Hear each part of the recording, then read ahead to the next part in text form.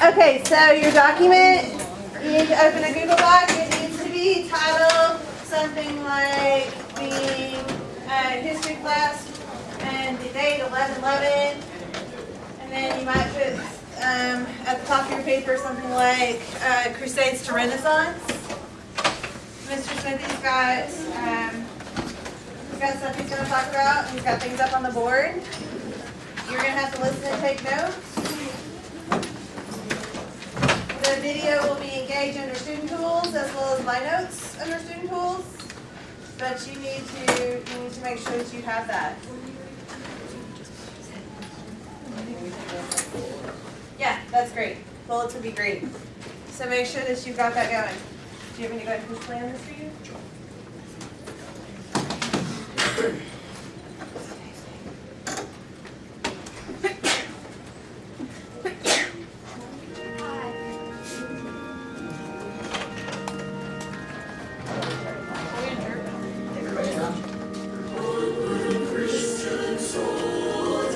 This is an actual song that you sing in church. You probably sung it before. It relates back to the Crusades.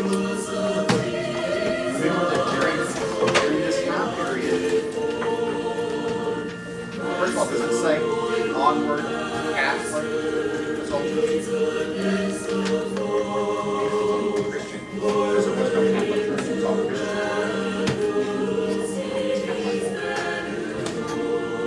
While you're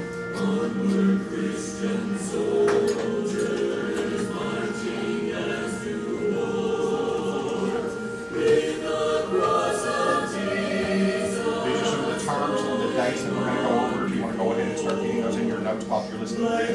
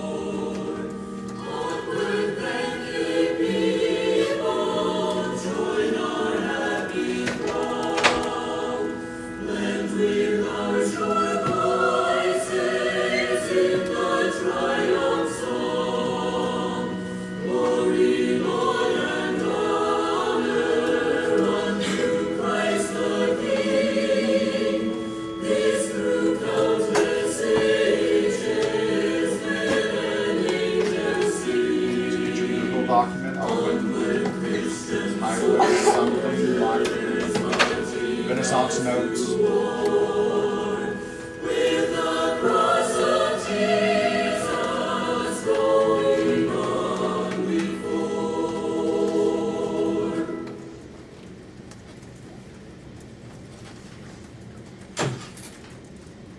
Okay. The Crusades. The Crusades would be from the 11th through the 13th centuries. One of the reasons why I want to go into the Crusades a little bit further is because I want you to start seeing that the Crusades helped lead to the Renaissance, that helped create the Renaissance. What does the word Renaissance mean, by the way? Rebirth. It's a French word meaning rebirth. Kind of a new way of thinking.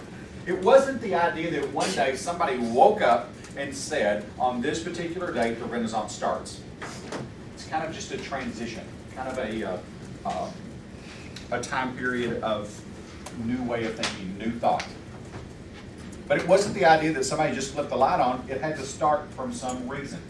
And one of the things that I want you to gather from today's lecture is I want you to see that the Crusades helped to lead to the Renaissance. Okay? Now, the music that you just listened to, Onward Christian Soldier, that originated during the Crusades. The idea that people, Christians across Europe, got together, banded together to go fight in the Holy Lands to rid the Holy Lands of the Seljuk Turks. See, you've got to remember back to Remember the lecture that I gave you on the manorial system? Remember life on the manor, what people lived like in the Middle Ages? The idea that on the manor, a manor was a self-sufficient community. You had your blacksmiths, your silversmiths, your coopers, all those people, farmers, peasants that were working for their lord, barons, and eventually the king. You're working for all of those things. But you as a peasant didn't need to travel. You didn't need to go around. You didn't need to experience anything new for that matter, because life was just the way it was your whole life. You grew up on a manor. That's it. You might possibly as a child have moved to another manor to be an apprentice or something like that. But for the most part, that was where you were, and you were pretty much happy with that. If you never experienced new things, you wouldn't know what you were missing.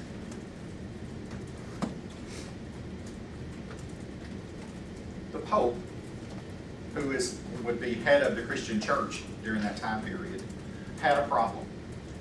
And the problem came about because of something called pilgrimages. You ever heard of that word? A pilgrimage? You're making a pilgrimage to somewhere? Imagine. A pilgrimage would be the idea that you're going to go to the Holy Lands at least once during your lifetime, and you're going to visit the holy sites within the Christian church. That was your goal. Now, it wasn't every peasant's goal. It was the goal of religious leaders and, for the most part, the wealthy.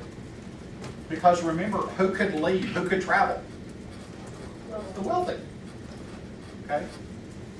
You had a group of people called the Seljuk Turks. Those are Muslims. They follow Islam, the teaching of Islam. Well, they had taken over the area, of like present-day Jerusalem. Control the area. And before, it really didn't matter because, in this area, the Holy Lands, you have the cradle of 3 different religions. The beginnings of 3 different religions claim that area. You got Judaism, Islam, and Christianity. Okay? And they all kind of lived happily and harmoniously together. But over time, you would end up having more of a conflict. And the Seljuk Turks decided that they would no longer allow Christians to come to the Holy Lands. So the Pope, he gets on the phone. He would have a phone. Maybe he's got a passenger pigeon or something. Anyway, he's sending a message. And he's like, "Hey, kings, got our problem. We got these guys, these Muslims, these Seljuk Turks. They've taken over the Holy Lands. And I need you to get rid of them." So the kings, they're all thinking together, and they're like, "Hey, you know what? We do need to get rid of those Seljuk Turks from the Holy Lands. We're all Christians. We've got to go down there and fight." A few kings did go fight. Majority of the time, though, the king was like, "Yeah, we'll go fight, but you know what? I'm going to call on my lords and barons." The lords and barons, they'll go fight. He calls on the lords and barons, and then they're like, "You know what? A few of them go fight." Most of them are like, "You know what? I've got these peasants. These peasants will go fight. They'll go do it because I tell them to." So all these people, they band together. They put on crosses. They sew crosses on their clothes. They carry banners like this one here. And they sing songs like "Onward, Christian Soldier," if you will. And they're marching off to war. Okay? The first of the Crusades was in 1096, from 1096 to 1099. And they're basically marching from Europe, say the Rhine region, say Germany, something like that, and they're marching their way all the way to the Holy Lands.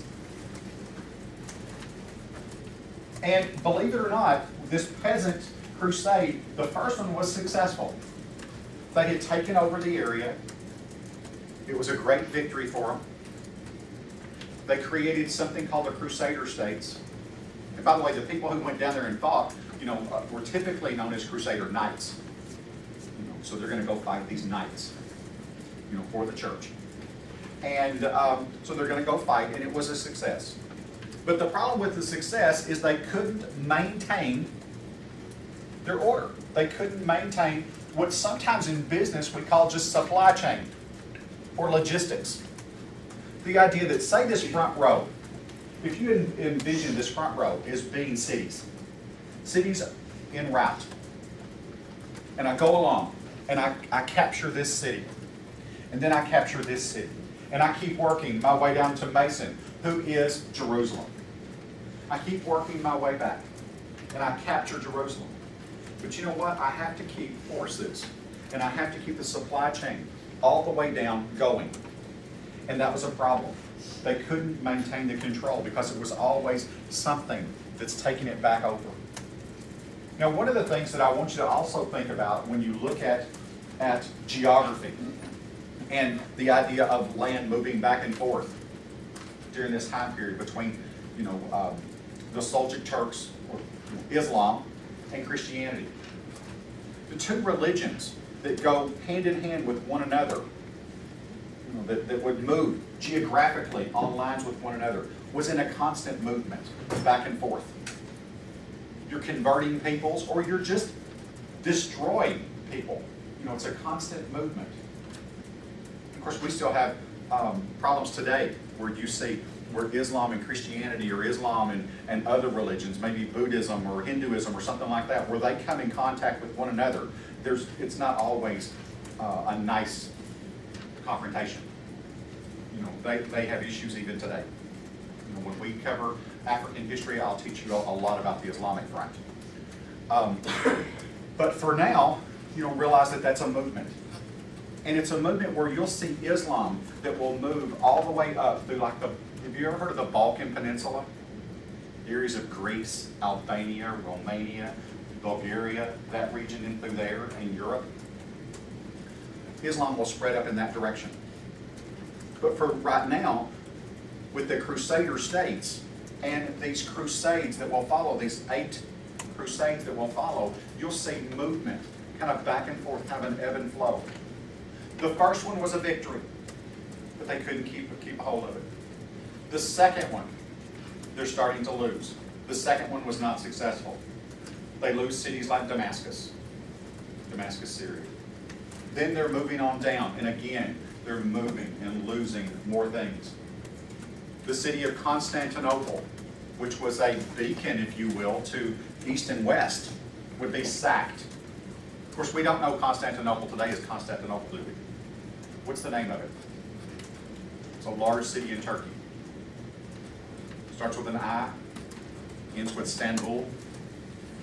Yeah. It's a song. So anyway, you've got... You know that song? Yes, you should play that one. But anyway, you've got change. One of the things that occurs that to me is quite interesting is the Children's Crusade. 1212.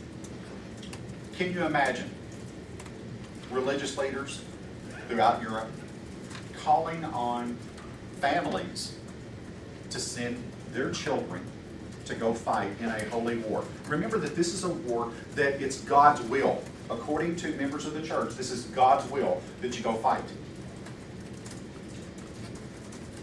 The idea that you go fight, and if you die in this particular war, you're for sure a place in heaven.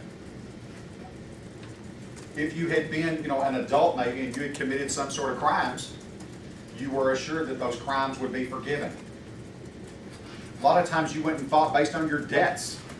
Your debts would be forgiven, that sort of thing. But in this particular incident, they're sending children.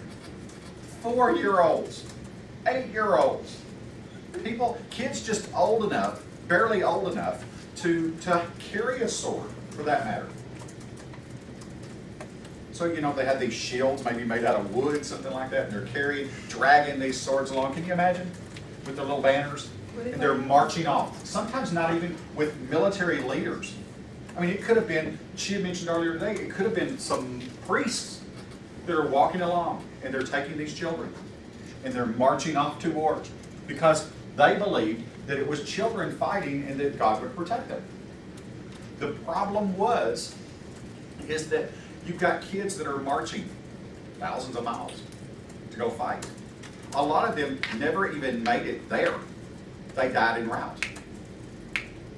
Or, had fought in some sort of conflict possibly, might have died in those because, you know, you've got big men who are fighting with swords against little children. Or the idea that people stole the children, took the children, and sold them into slavery. Massive amounts. It was a huge, huge defeat. I mean, it was not the most thought out battle. Did you have a question?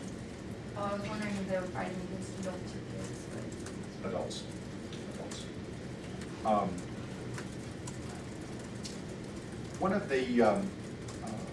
One of the things that you need to think about, and I had just mentioned it, the type of person that would go fight. Do you think the wealthy went and fought? No. For the most part, I would say no, unless they had some sort of vision or some sort of purpose. To me, and you'll even see this in modern wars, a lot of times somebody would go and fight for you. You would pay them to go fight. And Kendrick here, probably. Oh, there she is over there. And so you would pay somebody to go and fight for you. So that would be, you know, one interesting aspect. One of the things that occurs later on that I think is pretty interesting is you have a king, Louis the Ninth. Louis the Ninth goes and fights. He's a king and he's going to be real brave. What do you think happens? He died.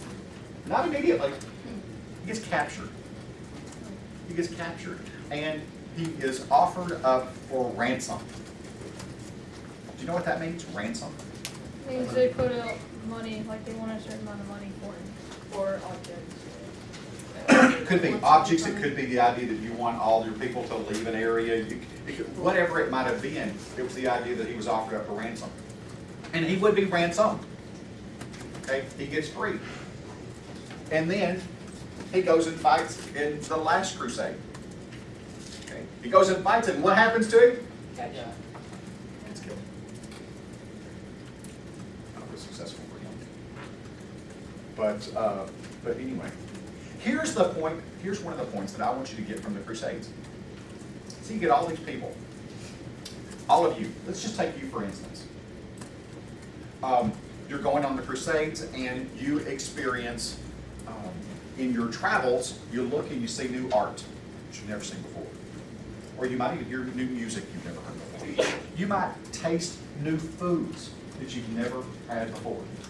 What if I came in here one day and I offered you all a bowl of ice cream, and you've never had ice cream in your entire life?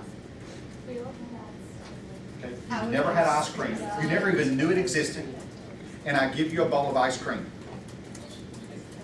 And you loved it. It was the best tasting stuff you ever had. Eat what's cool. Okay? And now I turn around and I'm sending you back home. Do you have a desire to have that again? Yes. Yeah, you have that desire to have it again. You want it, you want your need fulfilled. In economics, we call those needs and wants. Okay? We know that you don't have to have ice cream to survive, right? Okay? But you have that want for it. In business, the consumer is always in the minds of the producer or the seller. He's always trying to figure out what the consumer wants. And in my example, ice cream. During this time period and the early parts of exploration, you will see that there are certain things, like she mentioned yesterday, Dr. Hendrickson mentioned cinnamon. The idea that cinnamon in the explorers' routes they discovered around Zanzibar, which is the eastern side of Africa, and then later on they'll have this in Madagascar. But the cinnamon. Cinnamon was one of those spices that kings, wealthy people, thirst for. It was more valuable than gold. The spice trade would develop. This exchange of goods back and forth. The idea that that people want to experience different than what they had. The idea that the manor system, the manorial system, started failing because people had desires to go elsewhere, see something elsewhere, taste other foods.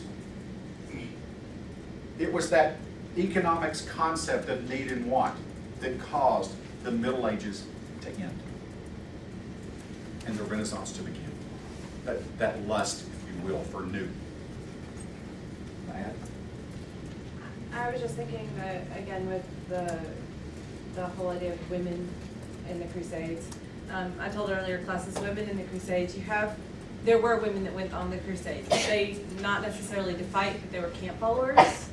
And to go with his change of ideas and exchange of ideas. We talk about Muslim women today. When you see them wearing the burqa and the whole headdress and all of that, it actually came from the Christians. It wasn't an idea that came from their own things. Of course, they believed being modest in dress. And today, modest in dress is different meanings in different countries. But they believed in being modest in dress, as did Christians, being modest in dress. So, even when I was a little kid, my grandmother still wore something over the top of her head into church. We didn't go into church with your head uncovered. I still remember those rules. There are still churches in Europe that require that. I've actually been to a couple. So what happened was these women followed the people in the Crusades, the men on the Crusades. Some of them were married to people in the Crusades. Some of them were just going because they would help out with the sick or do the cooking or the laundry. And once they got closer to the Middle East and closer to the people that they were going to fight against, the men did not want these women exposed to the Muslim men. And so they wanted them not to be able to see what they looked like. That's what it was for, so you couldn't see what they looked like. And I have to say it was so the temptation wasn't as great to go and bother them, maybe? Does that make sense? If they can't see what you look like, well, they're just not interested in you, right? You're wearing all black, your face is covered up, your hair is covered up, all you can see is your eyes. They're probably not interested in you, maybe you're ugly or something. Well, and covering up your entire body back then was also a sign of leprosy. So it was one of the reasons they used it. But they made all the women cover themselves.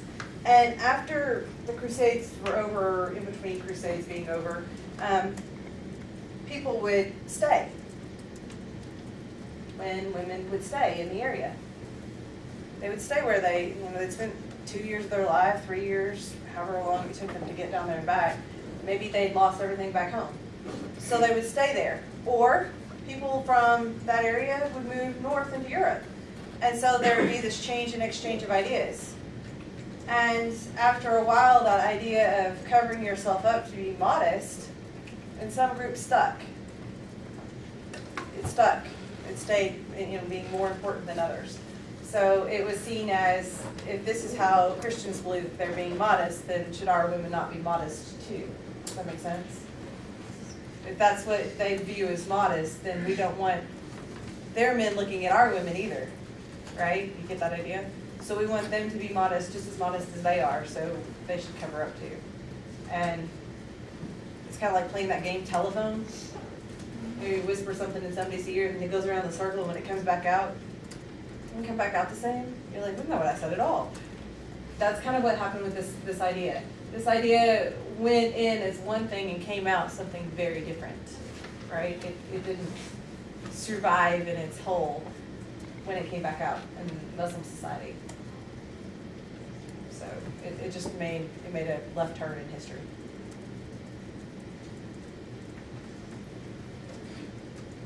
One of the things that I want you to be able to do, if I were to walk in and say, give you a pop quiz, and I were to say, I want you to do two things.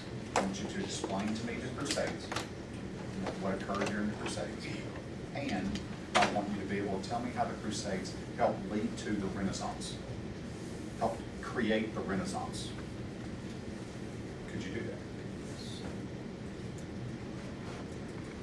If you can do that, you're successful. You've hit my mark. That's what I'm looking for. Okay. I want you to be able to explain. The terms here are fairly easy terms for this lecture today, but the dates, not so interested in the dates. I want you to maybe have the time period. It was from the 11th through the 13th century that this occurred. It's easy to remember like the Children's Crusade, 1212. But as far as the individual ones, they're not that big of a difference.